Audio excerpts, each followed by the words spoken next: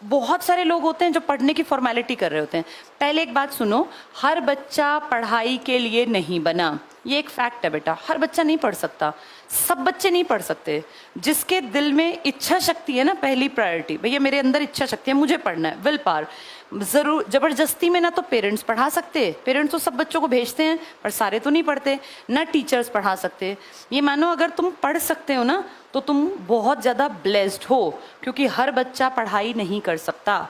अपने आप को पढ़ाई में लगाने के लिए मेहनत करनी पड़ती है, पढ़ना एक आदत बनानी पड़ती है। आदत हमेशा ऐसी चीज़ों की मुश्किल से पड़ती है जो थोड़ी सी टफ होती हैं। जैसे पढ़ाई और नशा, अगर दो चीज़ें हों तो नशा करना बहुत आसान है, पढ़ना मुश्किल है। लेकिन जिसको पढ़ाई में मज़ा आने लगता है ना बेटा, फिर वो अपनी लाइफ कहीं ना कहीं बढ़िया जगह सेट कर लेता है। कोई भी इंसान जिसको तुम सफल देखते हो ना, जिसके पास घर है, गाड़ी है, अच्छी ज़िंदगी है, उसने मेहनत कर रखी है बेटा।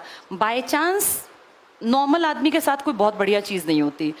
अंबानी अडानी जैसों के साथ कुछ भी अच्छा हो क्योंकि उनके पास बेस बहुत बड़ा है। लेकिन आप जिन परिवारों से हो ना, आपके साथ बाई चांस अच्छा नहीं होगा।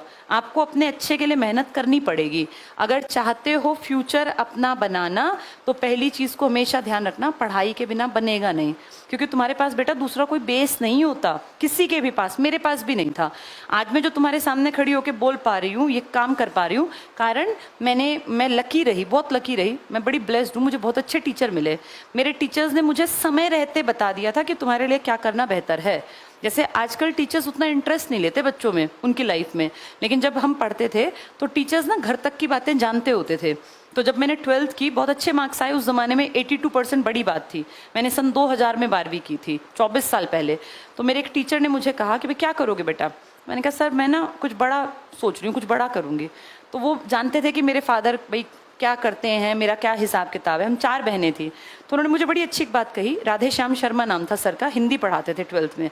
मैं ह्यूमैनिटीज़ से पढ़ी थी, आर्ट से। तो उन्होंने कहा बेटा बड़ा करने में बुराई नहीं है, पर सबसे पहले कोशिश करना कंपटीशन, जैसे उन्होंने मुझे कहा तुम जनरल कैटेगरी से हो, तुम्हारे लिए कंपटीशन ज़्यादा है, तो सबसे पहले अपना एक प्लेटफॉर्म तैयार कर लेना, फिर आगे कुछ बड़ा करने की हिम्मत आ जाएगी। उनकी वो बात भगवान की दया से मेरी बुद्धि में आ गई और मैं शुक्रगुजार हूँ ईश्वर के, जो मुझे 12th करते ही समझ में आ गया कि मुझे क्या करना चाहिए।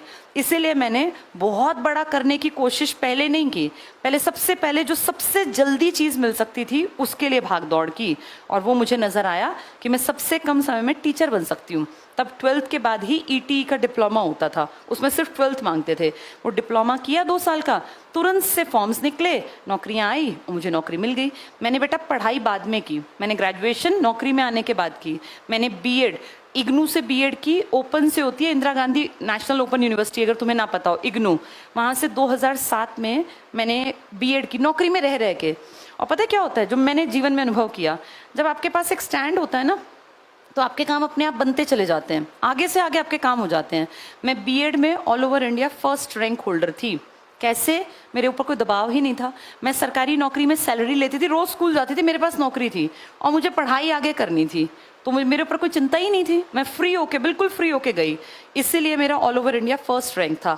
उस टाइम पे मेरे ख्याल 84, 85, 100 में से कुछ नंबर थे, वो उस टाइम तक के हाईएस्ट थे। उसका कारण ये नहीं था कि मैं ब्रिलियंट थी, नहीं नहीं, एवरेज थी बिल्कुल, लेकिन मैं बिल्कुल फ्री थी, मुझे कोई चिंता ही नहीं थी, क्योंकि मेरे पास पहले से सरकारी नौकरी थी। तो बेटा जब तुम एक छोटी जगह पे कहीं अपना स्टैंड बना लेते हो ना, तो तुम दिमागी रूप से फ्री हो जाते हो। और जो दिमागी रूप से फ्री है ना, वो जिस काम में हाथ डालता है ना, उसके सक्सेसफुल होने के चांसेस ज़्यादा होते हैं। जैसे जैसे उम्र बढ़ती है ना, दुनिया का प्रेशर बढ़ता है, घर वालों का, समाज का, लोगों का, ताने बढ़ने लगते हैं। अभी तुम्हें नहीं पता, अब धीरे धीरे तानों की बौछार शुरू होगी, फिर भारी भरकम बारिश होगी। जिसकी उम्र 25 साल है और वो कुछ नहीं करता, वो जैसे ही रोटी खाने बैठता है ना, तुरंत से ताने मिलने शुरू हो जाते हैं। उसको वो रोटी भारी हो जाती है कि मैं कैसे खाऊं या ना खाऊं। हमारा इंडियन स्ट्रक्चर ऐसा है, और मैं ये मानती हूँ ये गलत भी नहीं है, क्योंकि यहाँ कोई डांटेगा नहीं तो बच्चे काम ही नहीं करेंगे। अभी तुम आराम से बैठ के रोटी खाते हो, अभी वो टोका टाकी ज़्यादा शुरू नहीं हुई, लेकिन जैसे जैसे उम्र बढ़ेगी, लड़कियों को वैसा टोका नहीं जाता, लेकिन लड़कियों को फिर पेरेंट्स बेटा कितने दिन बैठाएंगे, शादी कर देंगे। जिस घर में शादी होके जाओगे, तुम्हारे बीच में जो मैरिड है, इनसे पूछो, जो नहीं कमाता उसकी वैल्यू नहीं होती। तुम कितने भी अमीर घर में भेजा जाए तुम्हें, अगर तुम्हारे पास अपनी कोई काबिलियत नहीं है ना, तो तुम्हारी नेटवर्थ 0 ही निकलेगी बेटा। और अपने पैसे कमाए बिना इज्जत नहीं है। लड़कों के पास बेटा कोई ऑप्शन नहीं है, क्योंकि आपको तो ऐसा नहीं है ना कि कहीं शादी करके भेज देंगे और वो कमा के खिला देगा। आपने तो यही रहना है। इनफैक्ट आपने डबल मेहनत करनी है, अपने माँ बाप को भी संभालना पड़ेगा। वो बुजुर्ग होंगे, आज तुम जवान हो, माँ बाप होंगे 45-50 के, लेकिन जब तुम्हारी उम्र बढ़ेगी, जब तुम 30 के होगे, तो वही माँ बाप बुजुर्ग भी तो होंगे। अब उन बुजुर्ग माँ बाप के कभी घुटनों में दर्द, कभी आंखों का ऑपरेशन, कभी दांत निकलवाने हैं, तो इसके पैसे कहाँ से आएंगे? ये सब तुम्हें करना है। लड़कों पर दोहरी जिम्मेदारी होती है बेटा, अपनी वाइफ की, अपने बच्चों की, और अपनी पिछली पीढ़ी के माँ बाप की। वो भी तुम्हारे ही ऊपर डिपेंड है। और तुम्हारी पीढ़ी पता है कौन सी है? जिसमें घर में 1-1, 2-2 ही लड़का है। जैसे इससे पिछली पीढ़ी में क्या था, 4-5 लड़के हैं, 4-5 मिलके पिताजी का ऑपरेशन लाख रुपए का हो रहा है, 20-20 हजार कर दो, 5 भाई हैं, 20 हजार में चल गया काम। लेकिन अब क्या है, 1 ही लड़का है, 2 ही लड़के हैं, लाख का ऑपरेशन और 1 को करवाना, तो लाख उसी की जेब से जाएंगे। अब तुम्हें ताकतवर बनना पड़ेगा बेटा, तुम्हारा कोई साझा नहीं करने आएगा। अब उतने भाई बहन हैं ही नहीं। लड़कियों को इसलिए कमाना है क्योंकि सेल्फ रिस्पेक्ट बेटा अब आज की पीढ़ी में आ गई। हमारी दादियों के टाइम में औरतें पिटती थी घर में, फिर भी वहीं पड़ी रहती थी क्योंकि कोई ऑप्शन नहीं था। हमारी माओं के टाइम तक, तुम्हारी तो मैं मदर की एज क्यों, तुम्हारी माओं के टाइम तक दुनिया थोड़ी थोड़ी बदली, और तुम्हारे टाइम में दुनिया बिल्कुल बदल गई। अब कोई भी लड़की कहीं जाके क्यों पिटेगी बेटा बिना बात पे? पहले बिना बात भी पिटती थी औरतें। आदमी बाहर से गुस्से में आया तो उसको लगता है गुस्सा तो अपनी पत्नी को पीट दिया, और उस टाइम ये नॉर्मल था। आज ये नॉर्मल नहीं है। कोई बिना गलती के, कोई या गलती पर भी कोई क्यों ही पिटेगा? पिटाई का क्या मतलब है? 2 लोग हैं, गलती हर इंसान करता है। तो अगर तुम चाहती हो ना बराबरी का हक, ऐसा नहीं कि नौकरी करके मैं हूं, मैं देखूंगी अपने पति को, ऐसा भी नहीं करना होता। ये भी बड़ी गलत फहमी है। आजकल लड़कियां नौकरी करके दूसरे के सिर पे ही बैठ जाती है कि मैं ही मैं, ऐसा भी नहीं करना।